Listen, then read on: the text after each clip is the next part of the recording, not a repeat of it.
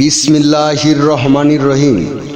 বিশ্ব আধ্যাত্মিক জ্ঞান সঞ্চার দরবার শরীফের প্রতিষ্ঠাতা আমার মুর্শিদ কেবলা গাউসুল আজম শামীম আলী চিশতির দরবার হইতে আমি শাহ আলম আপনাদের সকলকে জানাই আন্তরিক শুভেচ্ছা ও অভিনন্দন।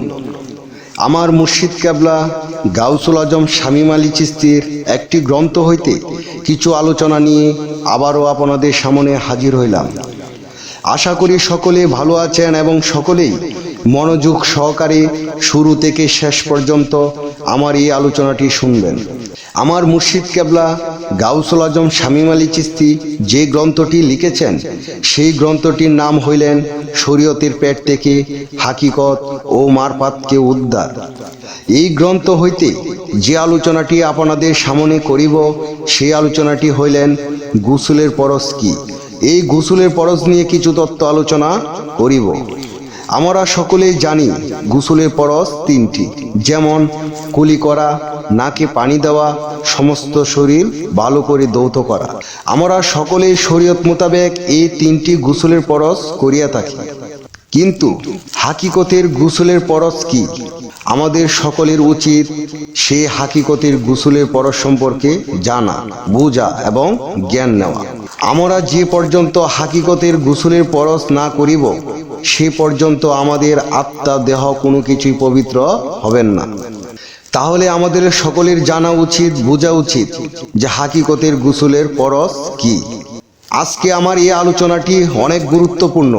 আপনারা সকলে যদি শুরু থেকে শেষ পর্যন্ত এবং ধৈর্য সহকারে যদি এই আলোচনাটি শুনতে পারেন তাহলে আশা করি অনেক কিছু জানতে পারবেন, বুঝতে পারবেন এবং হাকিকতের জ্ঞান নিতে পারবেন।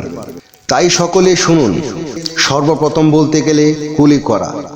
আমি একজন কামেল পীরের হাতে হাত রাখিয়া এবং তওবার সাথে আমার বলিতে হবে, আমার এই মুখ দ্বারা কোনো হারাম খাদ্য খাব না, আমার এই মুখ দ্বারা কোনো মিথ্যা কথা বলিব না, আমার মুখের কথাই কাউকে আঘাত, কাউকে কষ্ট দিব না। যদি আমরা এই আইন মানতে পারি, এই আইনে চলতে পারি, তাহলে আমাদের গোসলের ফরজ মানা হইয়া যাবে। যেমন আমার মুর্শিদ কেবলা গাউসুল আজম শামীম আলী চিশতি একটি কথা বলে থাকেন, সেই কথাটি হইলেন যে মুখে পাপ, মুখেই মাপ, মুখেই সাপ। তাই আমাদের সর্বপ্রথম সকলের এই মুখটি পবিত্র করিতে হবে। আমরা কিভাবে এই পবিত্র করব? আমাদের সর্বদাই সত্য কথা বলতে হবে, হাকিকতের কথা বলতে হবে।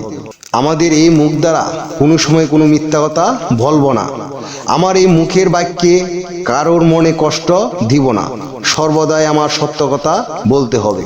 তাহলে আমাদের এই গোসলের ফরজ মানা হইয়া যাবে। তাই আমাদের সর্বদাই এই আইনে চলতে হবে। আমরা যদি এই আইনে চলতে পারি, মানতে পারি, তাহলে আমাদের হাকিকতের গোসলের ফরজ মানা হইয়া যাবে। নাকে পানি দেওয়া। এই নাক দ্বারা আমাদের কোনো কুঘ্রাণ নেওয়া যাবে না।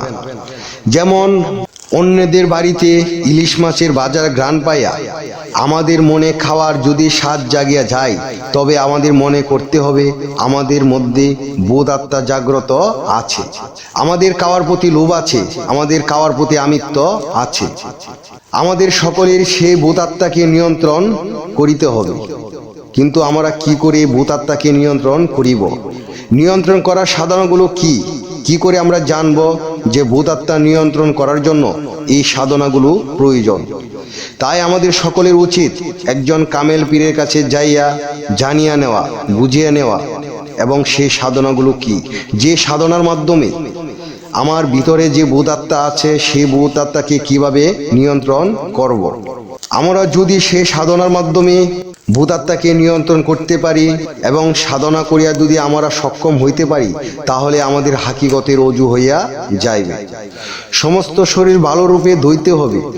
একজন কামেল পীরের কাছে যাইয়া আমাদের সকলের উচিত বায়াত গ্রহণ করা এবং তাহার সমস্ত কর্ম আইনগুলো মানিয়া চলা। সেই পীরের আইন এবং কর্ম মানিতে পারি, তাহলে আমাদের হাকিকতের গোসল হইয়া যাবে। তখনই আমাদের ভিতরে আল্লাহ তাআলার প্রতি প্রেম আসিয়া পড়িবে। আল্লাহ আমাদের সকলকে বোঝার মতো জ্ঞান দান করুন। আমার মুর্শিদ কেবলা গাউসুল আজম শামীম আলী চিশতির গ্রন্থের যে আলোচনাটি আপনাদের সামনে করেছি, আপনাদের কাছে কতটুকু ভালো লেগেছে? যদি ভালো লেগে থাকে তাহলে আমাদের এই চ্যানেলটি সাবস্ক্রাইব করে দিন। সামনে আপনারা ভালো ভালো আলোচনাগুলো পেয়ে যাবেন। এবং আপনারা কি ধরনের আলোচনা চান আমাদেরকে কমেন্টে জানাবেন। আমরা চেষ্টা করিব আপনাদের পছন্দ মতো আলোচনা নিয়ে আসতে। আমার এই আলোচনাটি করতে যায়া কথা ভাষা চন্দে যদি কোনো ভুল হইয়া থাকে, সকলে আমাকে ক্ষমা ও সুন্দর দৃষ্টিতে দেখবেন।